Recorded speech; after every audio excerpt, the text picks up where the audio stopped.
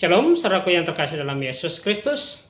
Kembali kita berjumpa untuk mendengarkan firman Tuhan. Dan firman Tuhan yang menjadi khotbah pada kita hari ini diambil dari Injil Markus pasal yang kelima, ayat 21 sampai dengan ayat 43. Markus 5 ayat 21 sampai ayat 43 saya baca bagi kita keseluruhan. Demikian firman Tuhan. Sesudah Yesus menyeberang lagi dengan perahu, orang banyak berbondong-bondong datang lalu mengerumuni dia. Sedang ia berada di tepi danau, datanglah seorang kepala rumah ibadah yang bernama Yairus.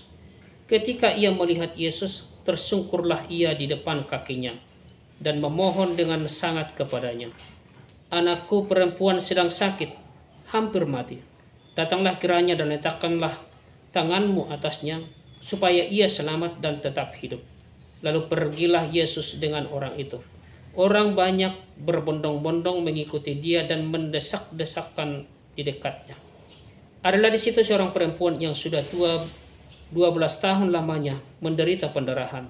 Ia telah berulang-ulang diobati oleh berbagai tabib, sehingga telah dihabiskannya semua yang ada padanya. Namun sama sekali tidak ada faedahnya, malah sebaliknya keadaannya makin memburuk. Dia sudah mendengar berita-berita tentang Yesus.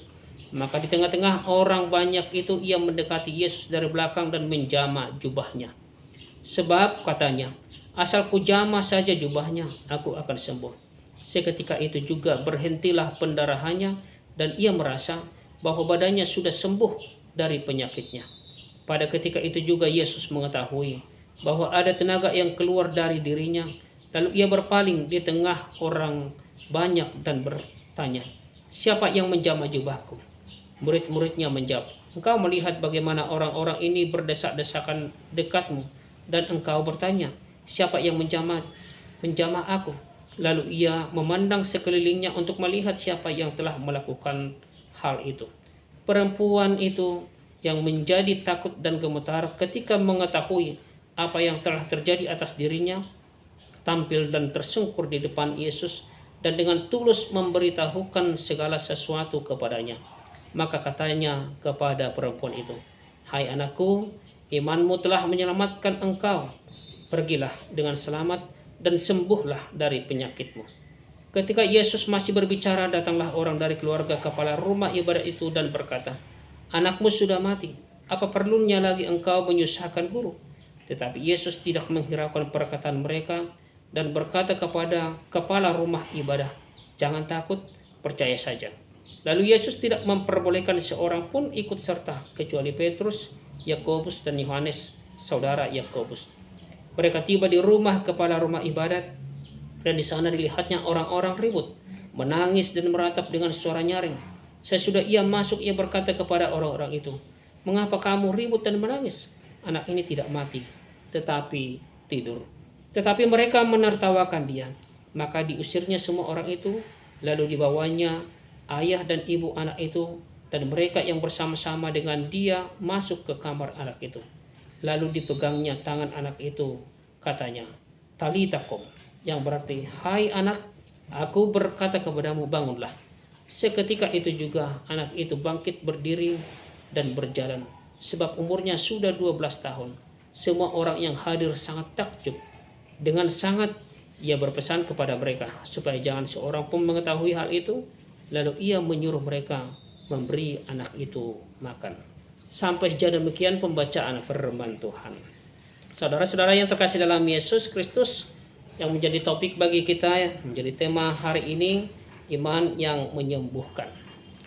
Dalam nats yang kita dengarkan tadi, kita bisa melihat dan mengetahui dengan beriman kepada Tuhan Yesus bisa menyembuhkan. Maka ini juga menjadi jawaban bagi kita, bagi saudara-saudara yang bergumul dalam hal sakit penyakit, bahwa percayalah kepada Yesus bahwa kita akan disembuhkan, kamu akan disembuhkan, iman kita akan menyembuhkan. Saudara-saudara, kita sudah mendengar tadi mujizat kepada seorang wanita yang sudah 12 tahun mengalami sakit pendarahan dan seorang anak perempuan yang telah meninggal dunia. Yesus menunjukkan bahwa dia sanggup menyembuhkan dan dia sanggup untuk menghidupkan orang yang telah mati. Kita juga dapat mengatakan seperti yang dikatakan Yesus dalam Matius 2 ayat yang ke-7. Siapakah yang dapat menyembuhkan orang sakit dan membangkitkan orang mati selain daripada Tuhan sendiri? Pertanyaan yang tidak memerlukan jawaban, tetapi penegasan bahwa Yesus adalah Tuhan. Karena hanya Allah yang dapat membangkitkan orang mati. Saudara-saudara yang terkasih dalam Yesus Kristus, maka mari kita lebih dalam mempelajari nats yang saya bacakan tadi dengan terang tema iman yang menyembuhkan. Pertama, kebutuhan umat atau kebutuhan utama dan terutama kita adalah Yesus. Maka berimanlah kepada Yesus. Dalam ayat 18 tadi dikatakan, sementara Yesus berbicara demikian kepada mereka, datanglah seorang kepala rumah ibadah. Lalu pertanyaannya, siapa kepala rumah ibadah ini? Penulis Injil memberitahukan kepada kita dalam Lukas 8 ayat 14 juga, dan juga dalam pasal 22, pasal 5 ayat 22, namanya Yairus. Dia seorang tokoh, seorang yang amat penting, seorang kepala rumah ibadah. Kepala rumah ibadah adalah orang yang dipilih oleh tua-tua sinagoge untuk menguasai jalannya sinagoge. Misalnya apa? Misalnya menguasai waktu ibadah, memilih pria untuk membaca kitab suci, berdoa, dan memberi petunjuk kepada orang-orang yang ingin melakukan kegiatan di sinagoge. Ada cerita yang menarik di dalam Injil Lukas yang memberikan kita wawasan tentang kepala rumah ibadah. Ini bukan Yairus, saudaraku. Ketika Yesus menyembuhkan wanita lumpuh di sinagoge pada hari Sabat, kepala sinagoge sangat marah kepada Yesus yang melakukan penyembuhan pada hari Sabat. Kepala rumah ibadah itu merasa itu hal yang dilakukan tidak biasa, itu melanggar aturan, melanggar hukum. Dan dia merasa segala sesuatu yang ada di sinagoge itu harus diatur olehnya. Dalam Lukas 13 itu, ayat 10 sampai 17. Hal ini menunjukkan betapa besarnya kuasa seorang kepala rumah ibadah. Dan betapa dia terikat dengan berbagai aturan-aturan yang ada di dalam sinagoge. Kepala rumah ibadah yang satu ini, yang dalam bacaan tadi, Yairus, datang kepada Yesus dengan cara yang tidak lazim. Tidak seperti kepala rumah ibadah yang lain. Dia tidak berusaha menutupi dirinya dengan cara diam-diam datang kepada Yesus seperti Nikodemus dalam Yohanes 3 ayat 1 sampai 2 itu. Yairus datang ke hadapan Yesus secara terbuka, dan Yairus menyembah Yesus. Injil Lukas mengatakan sambil tersungkur di depan kaki Yesus, ia memohon kepadanya supaya datang ke rumahnya, dalam Lukas 8 ayat 41 itu. Dan lagi yang menarik, saudaraku, dari perkataan Yairus ini ketika datang ke hadapan Yesus, apa yang ia katakan tadi? Letakkanlah tanganmu atasnya. Meletakkan tangan atau menjamah orang yang sudah meninggal, yang sudah mati. Ini suatu pantangan bagi orang Yahudi. Kalau kita baca dalam Bilangan 19 ayat 11 dan ayat 13 itu. Yairus tahu dan paham akan hal itu, tapi dia menanggalkan semuanya itu demi kebutuhannya yang utama. Dan demi kebutuhannya yang terutama, yaitu bertemu dengan Yesus. Itu menjadi kebutuhannya. Bagi Yairus, kepala rumah ibadah itu, sujud kepada Yesus merupakan tindakan iman yang luar biasa, yang menanggalkan semua atribut jabatan yang ada dalam dirinya, dan dia tersungkur kepada Yesus. Dia menanggalkan atribut jabatannya, datang kepada Yesus, dan dia meminta belas kasihan Yesus. Apa yang dibutuhkan Yairus dari Yesus? Yairus memohon dengan sungguh-sungguh kepada Yesus untuk datang ke rumahnya dan meletakkan tangannya di atas putrinya yang masih kecil, yang sudah meninggal itu. Yairus berkata, anakku perempuan baru saja meninggal. Kalau saya membahasakannya, saudaraku, anakku perempuan baru saja meninggal dunia, tetapi kumohon datanglah dan letakkanlah tanganmu. Letakkanlah tanganmu atasnya supaya ia hidup. Sekarang mari kita teladani iman kepala rumah ibadah itu. Imannya kepada Yesus. Dia berkata, datanglah dan letakkanlah tanganmu atasnya, maka ia akan hidup. Dari mana ia mendapat iman atau keyakinan seperti itu, saudaraku? Saya percaya bahwa ia mendapatkannya dari pendengarannya. Dia mendengar bahwa Yesuslah orang yang bermurah hati, dan dengan menyentuh tangannya dapat memperoleh kesembuhan. Dia dapat menyembuhkan, bahkan membangkitkan orang yang sudah mati. Karena Yesus itu adalah Tuhan. Yang kedua, iman menjadikan kita menjadi milik Kristus. Asal ku jamah saja jubahnya, aku akan sembuh, kata perempuan yang sudah sakit selama 12 tahun. Inilah perkataan perempuan yang mengalami 12 tahun sakit pendarahan. Ketika Yesus bergegas berangkat ke rumah kepala rumah ibadah itu, ada seorang perempuan yang menjamah ujung jubahnya. Dan menurut Injil Markus, bahwa perempuan ini sudah berobat kemana-mana. Tadi firman Tuhan mengatakan sudah berobat kemana-mana dan hartanya sudah habis untuk membayar berbagai tabib. Perempuan ini sudah menjadi perempuan yang jatuh miskin karena penyakitnya. Selain kemiskinan, perempuan ini juga mengalami kerugian yang lain, yakni kerugian dalam komunitas sosial, bahkan dalam hal keagamaan. Dan menurut Imamat 15 ayat 19 sampai 31 itu, seorang perempuan yang mengeluarkan lelehan, dan lelehan itu adalah darah dari auratnya, maka ia disebut cemar dan berada dalam kain cemar selama 7 hari. Dan orang-orang atau apapun yang tersentuh olehnya atau terkena pada perempuan seperti itu akan dianggap najis. Ini menjadi pergumulan juga bagi dia.